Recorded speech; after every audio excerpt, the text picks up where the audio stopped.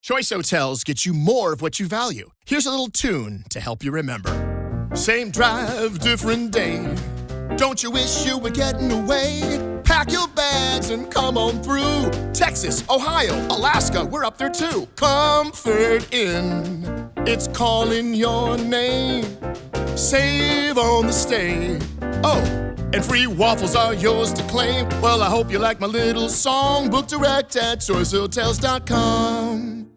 Want to elevate your travel experience? Here's how. With a Delta SkyMiles Reserve American Express card, you can relax before your flight in the Delta Sky Club with up to 15 visits per medallion year. And now through July 15th, 2026, you can earn up to 125,000 bonus miles, so you're closer to your next adventure. The Delta SkyMiles Reserve card. Check out the new design at www.delta.com/Spotify. Minimum spending requirements and terms apply.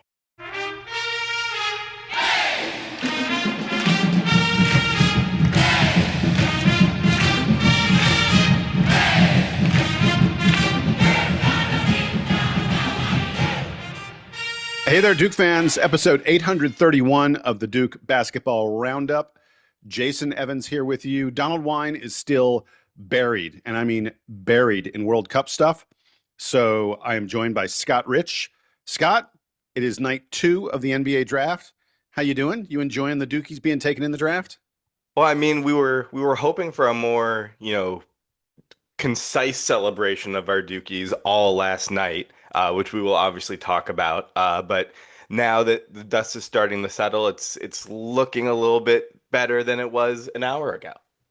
Yeah, exactly. And by the way, so Donald recorded a little bit of stuff for us. As we mentioned, he's just been insanely busy traveling with World Cup stuff. And we wanted to be able to get on here right away and react to Cam and Isaiah. We're recording this in full transparency. We're recording this before we know what happens with Maliq Brown. It is about 8:40 p.m. on Wednesday night. The second round is moving along, and it's possible at some point while Scott and I are chatting that we will look up and go, oh, Maliq just got taken. But if we don't get to that on this episode, I promise we will discuss it more when it happens. Donald has promised me he's going to get some time over the weekend, I think. And so he and I will. But let's see if that actually happens. Yeah, exactly. But Donald did record a little bit of stuff for us.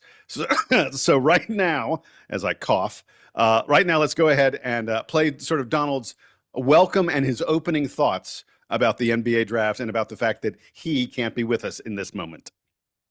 Jason, Scott, hello. It's Donald here. And hello to everyone of you out there listening to my voice. I am still here in Seattle, Washington, where I'm recording this just after the conclusion of the first round of the NBA draft. As you all know, I've been on the road for the World Cup for the last couple of weeks. I've been to places like Vegas, Dallas, LA. I've been here in Seattle for about a week minus a day where I went to Vancouver for a match.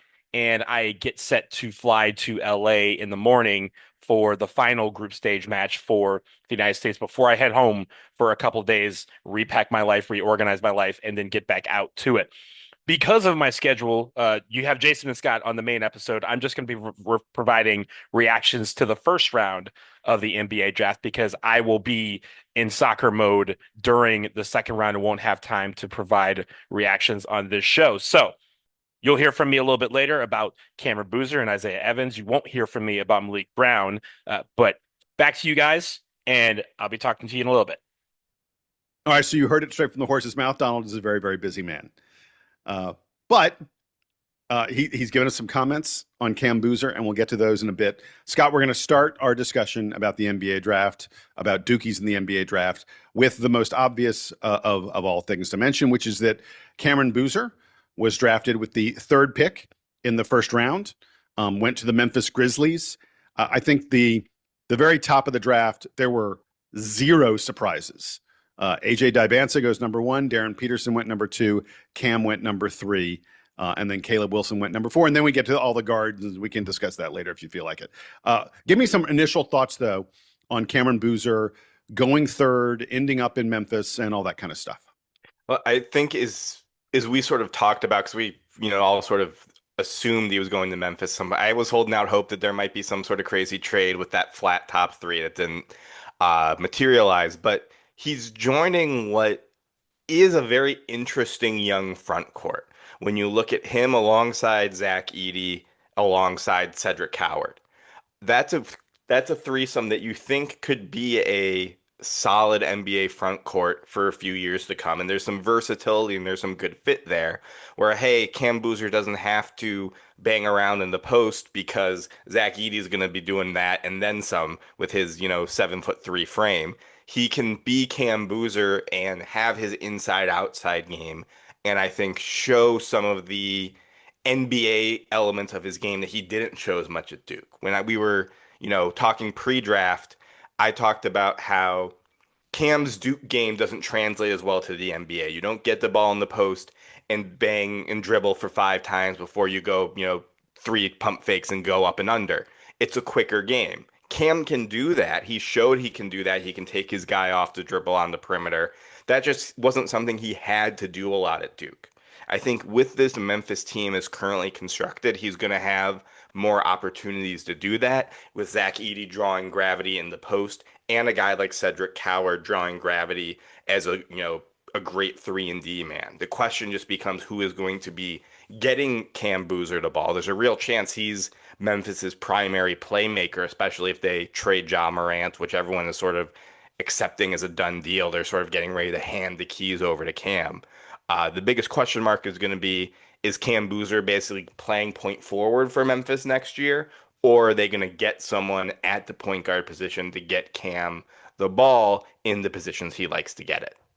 Yeah, I mean they do have a gentleman named Ja Morant on that squad, but you're right that who knows how much longer Ja's going to be there? Who knows if Ja's going to be healthy?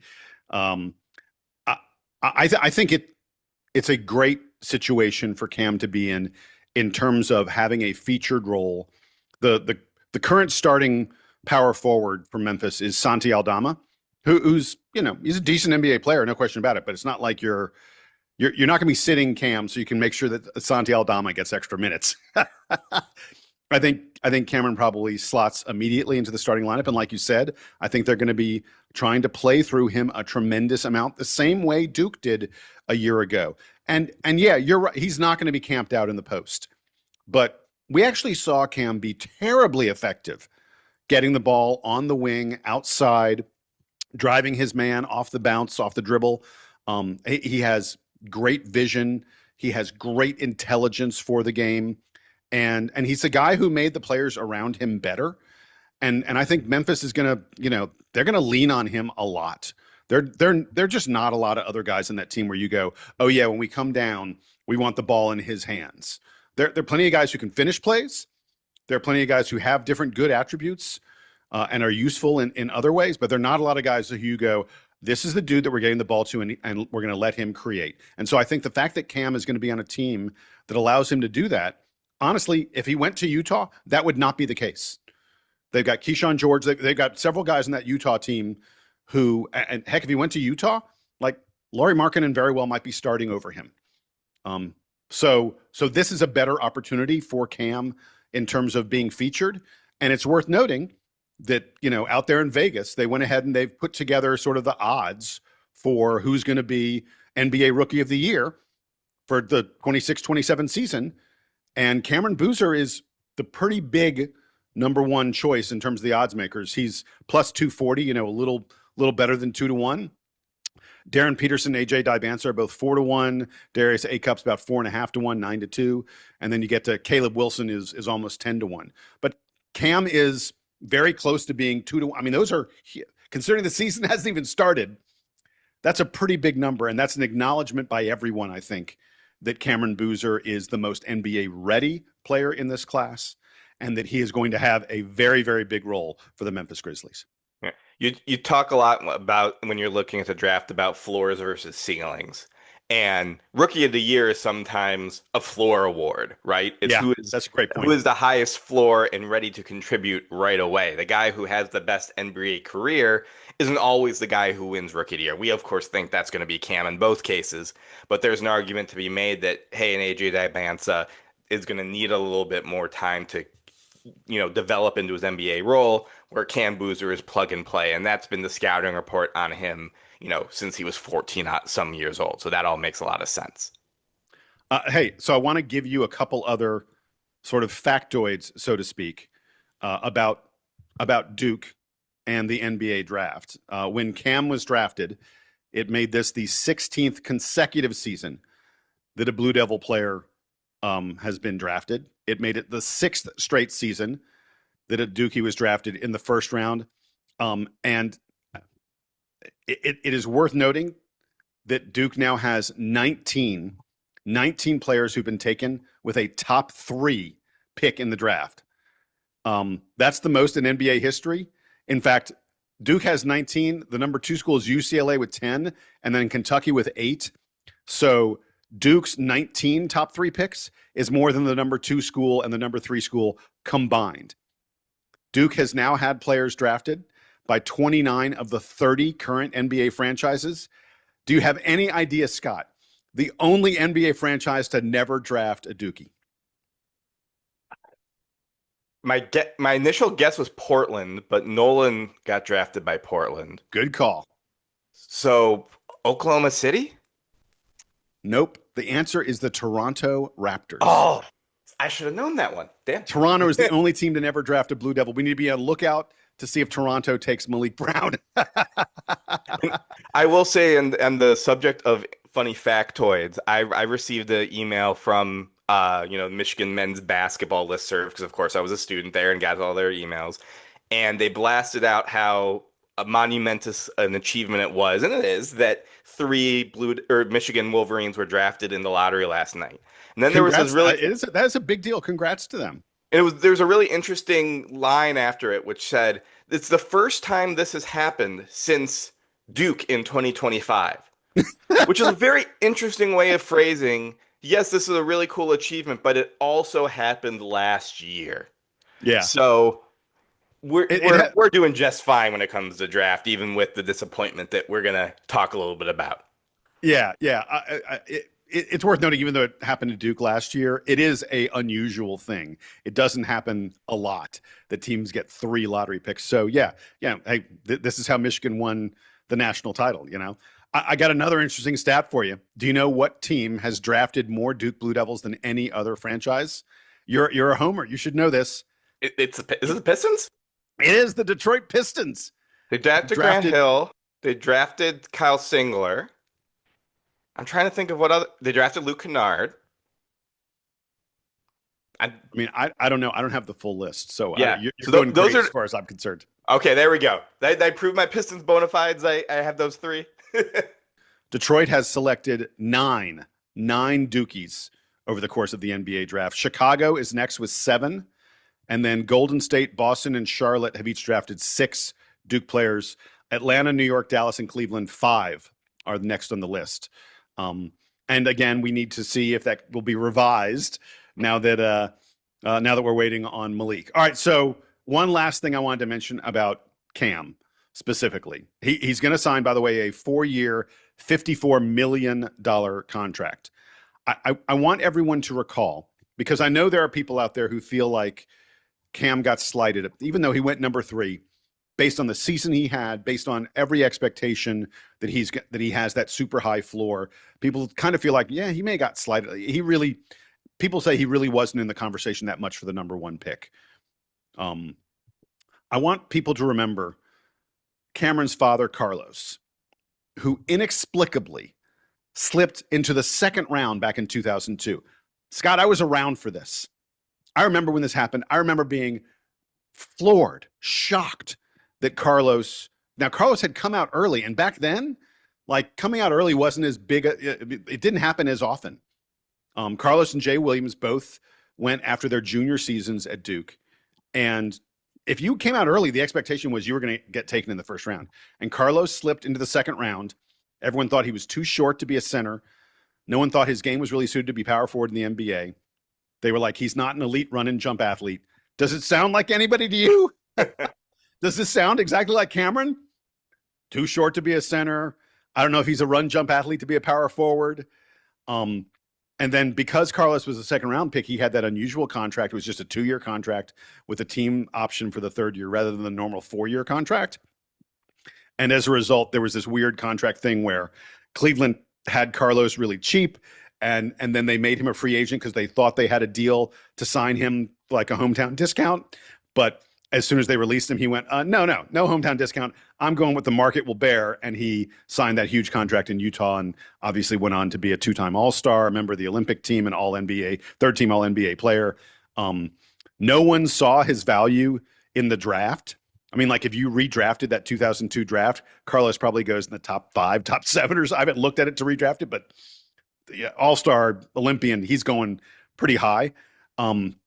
I now kind of wonder if we are going to see history repeat itself with everyone being like, I'm not, this is Cameron Boozer, I wonder if, someday we're going to look back and be like, how did he go third? The way we go Jason Tatum. How did Jason Tatum go third in the draft?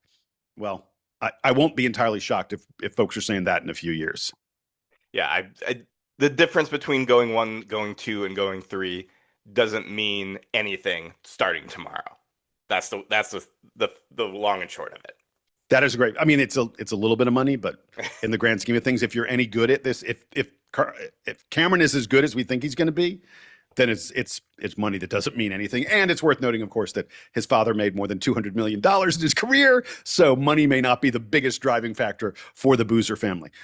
All right, so last thing I want to do here as we discuss Cameron Boozer, Donald Wine recorded some comments for us about Cam and about him being drafted. So let's go ahead and listen to that now. And then on the other side, you and I are going to come back and we're going to begin talking about Isaiah Evans.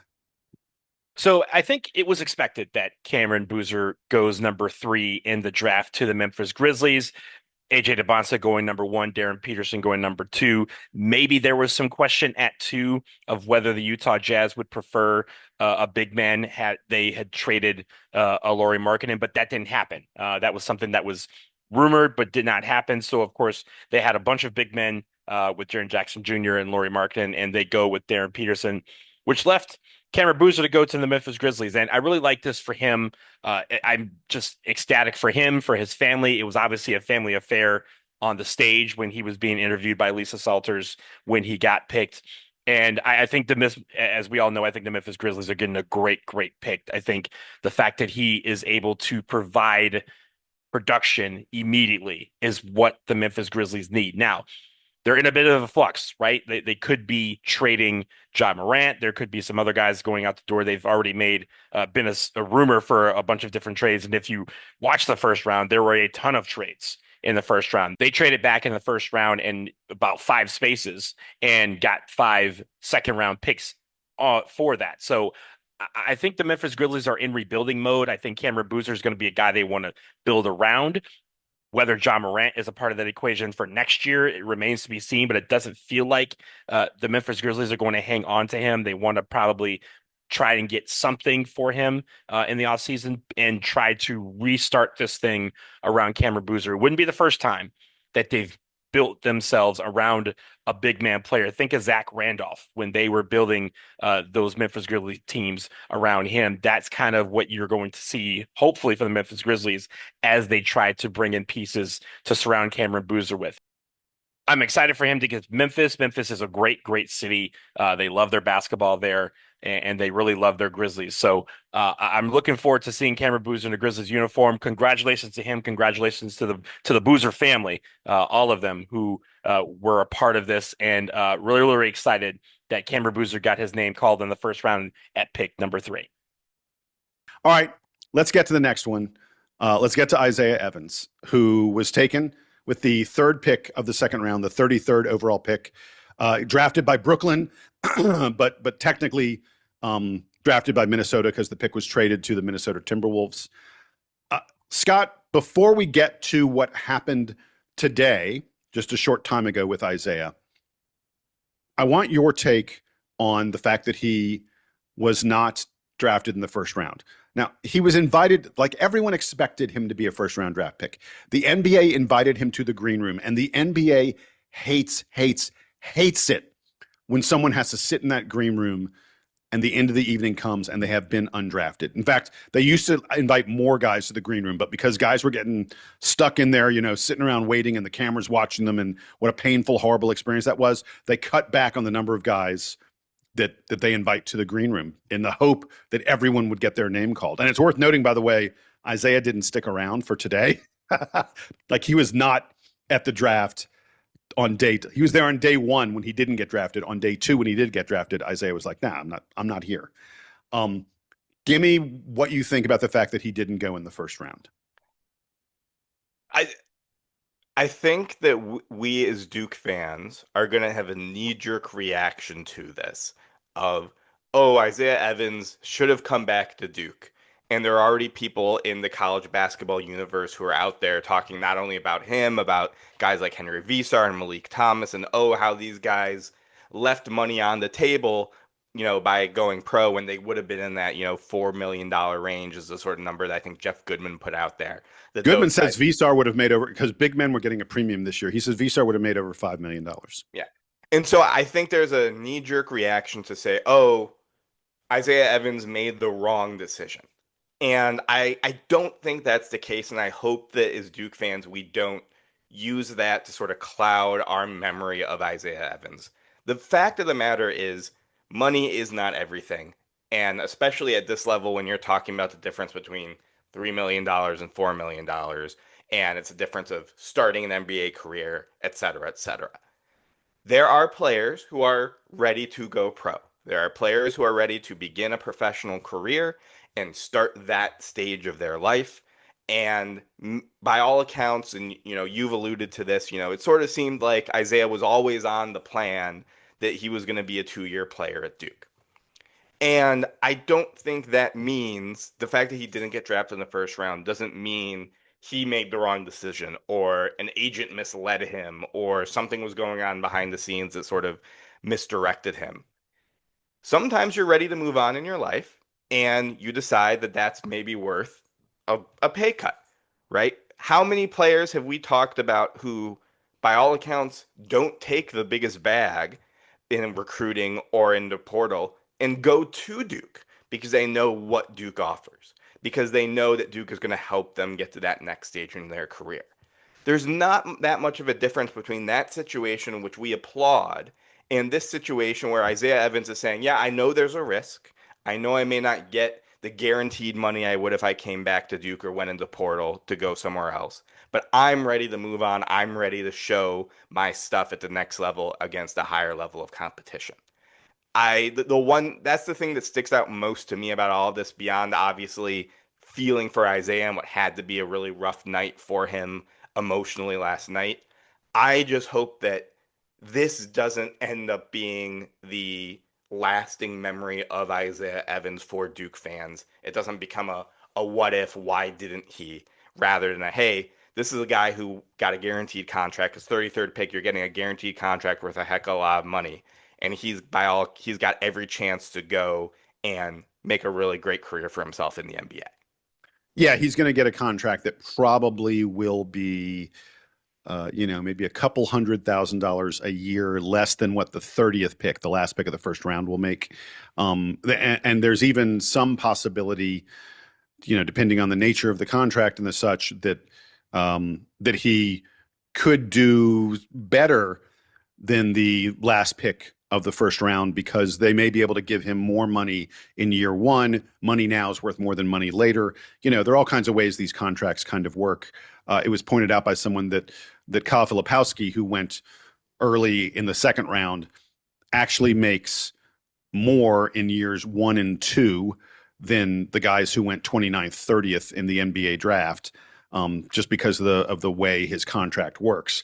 And actually, to some extent, his contract is more guaranteed than some of the guys who went at the end of the first round, because those first round picks are locked in a fairly sophisticated kind of way. I want to address Isaiah not being in the first round in two different ways. The first one is from a pure financial standpoint. If all I'm looking at is money, if all I'm looking at is my opportunity to make the absolute most money, Isaiah Evans, in hindsight, has made a mistake. I believe that he probably would make more, not a lot more, but more money had he come back to school, whether it be at Duke or perhaps enter the portal and really enter a bidding. If we're talking purely financial, allow a bidding war to happen and see which team will offer you the most money. And I think it would have been more money than what he would have gotten, what he's going to end up getting from the Minnesota Timberwolves, which is the team that took him with the 33rd pick. So from a pure what's more, next year's draft is going to be much weaker than this draft. If Isaiah Evans is merely the same player a year from now that he is today, he's probably going in the top 20 in next year's draft. We haven't even discussed the fact on this podcast that the 5-5 rule has happened, which means that next year, a lot of the seniors who usually populate the back half of the first round and much of the second round, those seniors don't exist. Those seniors, to some extent, they're like juniors. They have another year of eligibility. It's going to change the draft calculus. I don't even know if they're going to have enough players next year to fill the draft. I mean, there's a world where that actually happens, as crazy as it's. I'm kidding. I mean, they will, but I mean, it's not crazy to think about. There are going to just be a tremendous number of extra players who have eligibility in college. And so a guy like Isaiah Evans, if he had stayed in school, would probably look up and go, oh, I'm looking at maybe lottery level next year. And so, again, from a pure financial standpoint, Isaiah Evans made a mistake. And I won't hear otherwise. Those are damn near facts. Unless you think Isaiah Evans was going to get a lot worse, and so he was going to hurt his draft stock and maybe not have the ability to even come back and play big money college basketball in another year. Maybe there's a scenario where he doesn't do as well financially, but that's kind of an insane scenario to think about. So, financial standpoint, Isaiah made a mistake, period, end of story. But as you alluded to, mentally and in terms of his growth and what Isaiah wanted, what his family wanted, where he thinks he belongs, and frankly, in terms of developing as a basketball player, you probably develop more in the NBA where you're not worrying about going to classes, where you're not limited by the NCAA in terms of how much time you're allowed to spend in the gym, where the competition is much more intense. Iron sharpens iron. I got news for you. As much iron as there is on the Duke basketball roster, an NBA roster has more iron. We're not going to start that dumb conversations of, can Duke beat the worst NBA team? I hope that we never get to that point on the podcast. Yeah, exactly. Other than to dismiss it as ridiculous. So in terms of those kind of things, basketball development, mental, and just what Isaiah wanted, he's done what he wanted. I'm sure he is pissed right now. I'm sure he is very frustrated that the primary thing that people were saying about him on the first night of the NBA draft is that he wore a $3 million brooch, pin and a $1 million wallet chain. By the way, he didn't purchase those things, people, just so we're clear. I'm sure he rented them or someone gave them to him, a jeweler gave them to him to show off or something like that. I don't believe that Isaiah is spending $4 million on jewelry before signing his first NBA contract.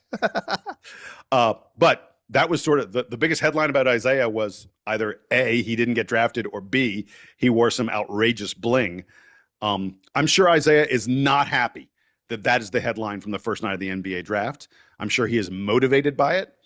And I strongly suspect he is eager to get on the floor with other NBA players and prove to all those teams that they made a mistake when they passed on him.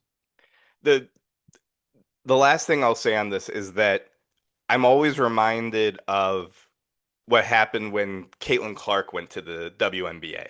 And she technically had another year of eligibility in college because of the COVID rule. Right. And everyone said, hey, and this was, even more undeniable than the Isaiah calculation. She would have made more direct money in NIL playing another year of the women's game based off of where the women's game was at that point in time. And rather than playing the WNBA. WNBA salaries are terrible. Yeah. Exactly. And yes, there are the endorsements and whatnot, that would have stayed more or less the same. But the idea was she wanted to go play a higher caliber of opponent. She wanted to go play against the best. And again, I'm not saying that, Caitlin Clark and Isaiah Evans are similar situations beyond the idea that there are factors beyond money. It is okay for someone to want to move on. It is okay for someone to make life decisions, taking factors into account beyond purely financial decisions. And my hope is that Isaiah went into this with, open eyes and knew that was a possibility and said, no, this is what I want next for my life. And he knew that that was a chance, and he's willing to go out, deal with that, and go prove everyone wrong, like you said. And he's going to a situation where he's got a chance to do that. He's going to a situation in Minnesota that doesn't have a ton in the backcourt outside of Ant-Man. So there's going to be every chance for him. Wait. Minnesota they spent some serious money re-signing Ayo Dosunmu. He's a really good player, and he's more of a wing though than a pure shooting guard, I would say. I mean, I think they're going to put the ball in his hands a pretty fair. Yeah. I think he and Ant are going to be the backcourt there. And Jaden McDaniels, the other wing is Jaden McDaniels, but I agree. I think there's a chance for Isaiah. I guess Terrence Shannon is kind of the backup to Anthony Edwards, but there's a chance that Isaiah can find his way into that kind of role. I think they'll give him some chances in that kind of role, and they may give him some chances to back up Jaden McDaniels a little bit too at small forward. Yeah, and again, if he takes those chances and he earns them, all of a sudden he's a contributing player on a team that is, a playoff contender, a team that has a very high ceiling with one of the best young players in the league. There are worse situations for Isaiah Evans to have ended up in. Yeah, no doubt about it, for sure. And he's going to have to prove himself. Anytime you slip, anytime you end up in the second round, things are less certain, and it can be very frustrating for guys. And for a guy like Isaiah, that I think he was probably when he got that green room invite. I'll admit, I was certain when he got the green room invite. Yeah, I was like, there's no question that this guy's getting taken in the top 25. I thought he was probably going to go closer to 20 than to 25. And boy, was I wrong about that. But we thought between the Pistons or the Hawks, one of our two teams would take him if he was still available. So we were wrong on a number of counts. Yeah. Oh, believe me, the Hawks took Zubi Ejiofor of St. John's, and though I think he's a nice player, I'm like, what does this guy do at the NBA level? And so I do want to say, I thought that was interesting. And when you look at the back half of the first round last night, and this it was all bigs, big. It was all bigs, and it was more experienced guys than I think people were expecting. And it seemed to me like there was a little bit of a push of teams in the back half of the first round wanted to draft plug and play bench players, right? Wanted to draft a more experienced, well-formed person who could be their 8th, 9th, 10th man right away, rather than someone who needs to get stronger, needs to sort of show that ceiling, like an Isaiah Evans, like a Malik Thomas, the guys who were expected to go in the first round who didn't. There seems to be this shift of later in the first round is more experienced, fully formed guys who can be bench contributors on a rookie contract. And that might be a trajectory that is influencing stay or go decisions, over these next few years, if that continues to be the trend. If this is, a data point, if Isaiah Evans is a data point for that larger trend, which it does seem like is happening. And by the way, speaking of bigs, and you mentioned Malik Thomas, who ended up going with the fourth pick of the second round, 34. Malik Thomas, there were 3 underclassmen, guys who declared, who could have come back, who did not get drafted in the first round. It was Isaiah Evans, Malik Thomas, and Henry Visar of North Carolina. Scott, live real time, we're up to pick 41. We're 11 picks into the second round. Henry Visar still on the board. First of all, I'm kind of shocked at that, because I do think I saw a lot of things in Visar's game that I think will translate fairly well. Especially with all the bigs that were going in the late first round. Yeah. I mean, like, you tell me the Zubi Ejiofor went ahead of Henry Visar, and there are a couple other guys that went late in that, that I'm sort of like, I'm surprised that guy went ahead of Visar, but we're now 11 picks. I mean, like, Visar's getting into two-way contract area. Yeah. Not even really a guaranteed deal.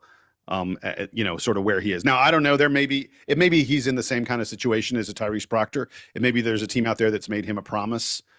Because remember last year, Proctor, I think Tyrese Proctor a year ago would have gone higher in the second round, but his agent made it clear that we have a promise, that we're getting a guaranteed contract. Unless you're going to offer him a guaranteed deal, then we don't want to talk to you. And teams respect that and understand. A lot of people don't understand the power that some agents have. and how they can sort of steer guys and guide guys to different situations. But if you have the right kind of agent, they really do have a lot of power in the NBA. And that's exactly what happened with Tyrese Proctor last year. And maybe that kind of thing's happening with Henry Visar. I may be on here in a couple of days and say, sorry for dissing Visar, but man, 41 picks in and he's not off the board. I mean, we think Isaiah made a financial mistake. Henry Visar may have made a huge, huge financial mistake. And there's a pretty big gaping hole in the front court of the team he used to play for that would have offered him lots of money. And for one reason or another, that didn't transpire. So there's going to be a lot of more questions about that situation, certainly, than the situation Isaiah Evans is facing. No question. I agree with you. No question about it. All right, we're going to take a quick break. On the other side, a little more scheduling news. The Blue Devils playing kind of a power conference team. Not really. We'll discuss it. We'll let you know in just a moment.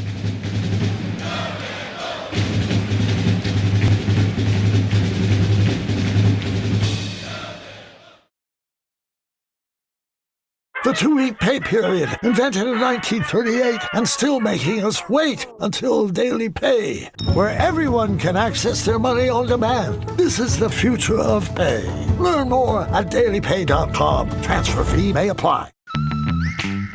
Need a laptop that's built to perform and designed to last all day? Select Windows 11 PCs starting at $499.99 are now at Best Buy. Learn more at bestbuy.com. Best Buy. Imagine that.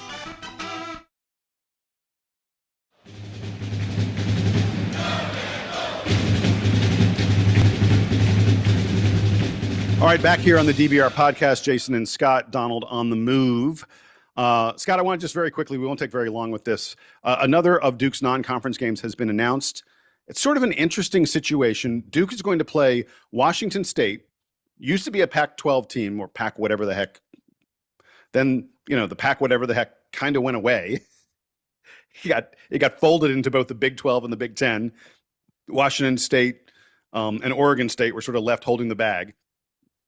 I think they kind of tried to keep it together maybe for football. I don't even know all the details.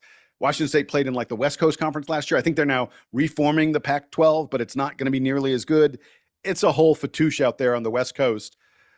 But Washington State is sort of a decent non-conference team, and that's who Duke will be playing.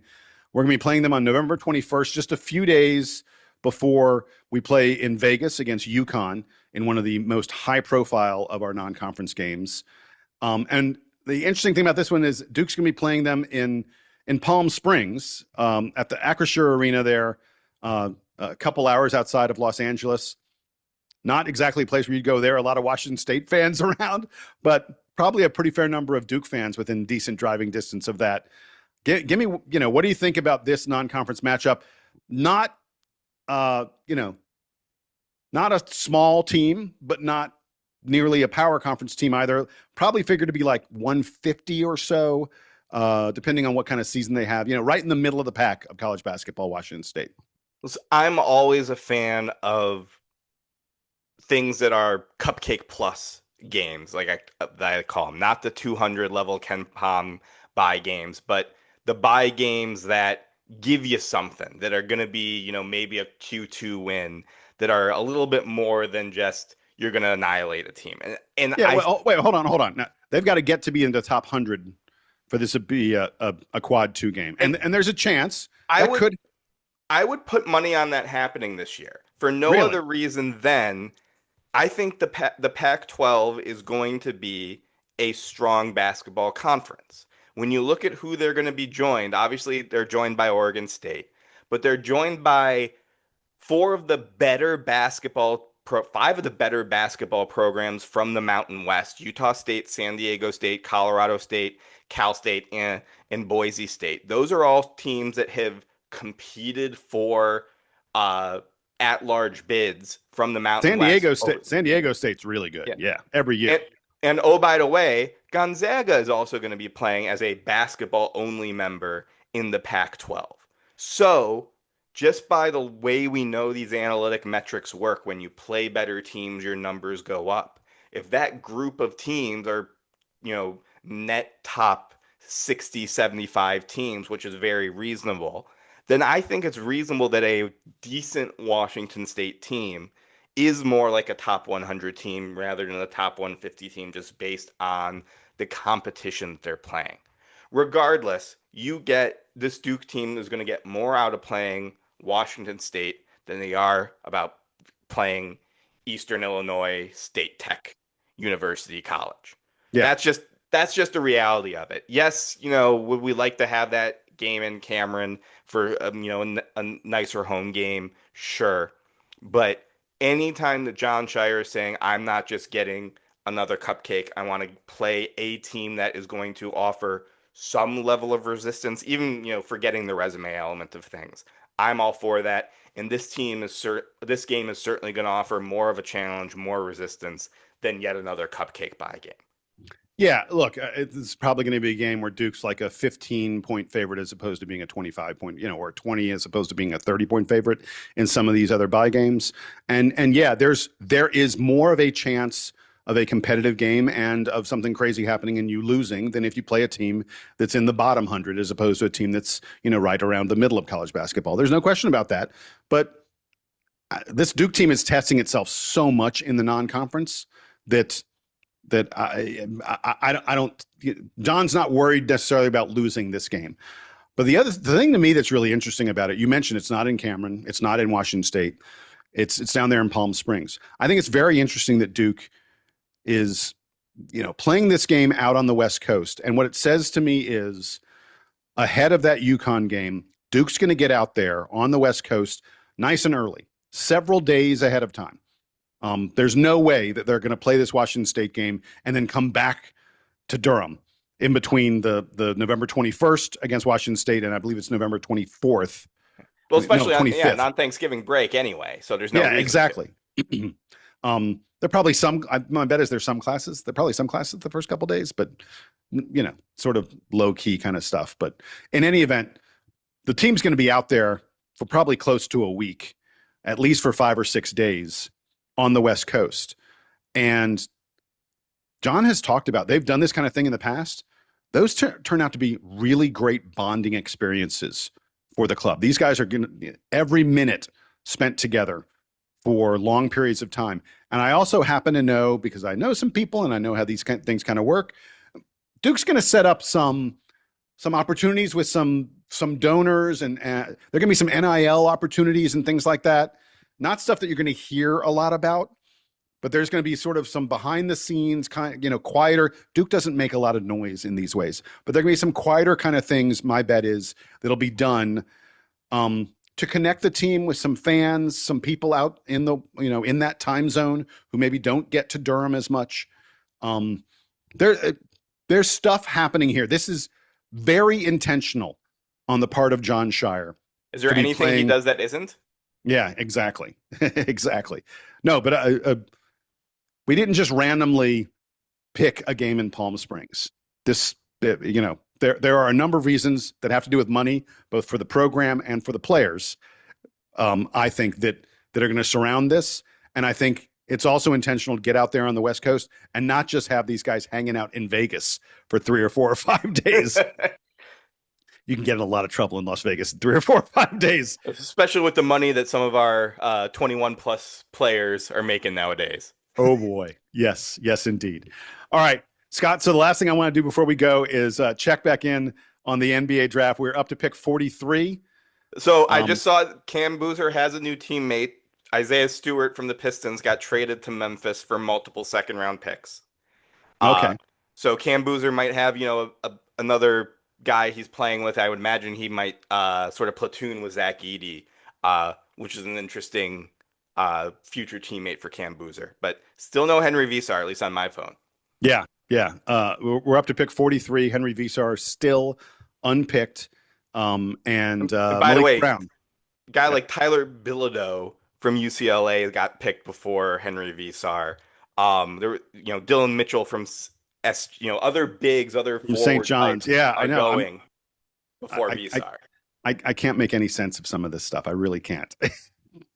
There's got to be some deal. Like I said, like Tyrese Proctor, Visar's got to have some deal with someone. There's no other explanation that I can come up with for for this happening with him. This is kind of insane. Maliq Brown also not taken yet. We're going to call it quits here on the DBR podcast. Donald and I will be back. Donald says he's going to be available this weekend. I'll believe it when I see it. I'm still on call. Yeah. We'll be back over the weekend. Joaquin Boomche is playing in the Under-17 World Cup. We're going to have some reports on that. And we'll talk a little bit about Maliq Brown, wherever he ends up going. If he doesn't get drafted, look, it's not the end of the world if you don't get drafted in the NBA. You get to pick the team that you want to go to to sign you as a free agent, because Maliq will sign as a free agent if he doesn't get drafted. But we'll see how it all turns out. Scott, thanks a lot for being with me, buddy. Always. Scott Rich, Jason Evans, Duke draftees, Donald Wine on the road, and the Duke band playing you out and taking you home.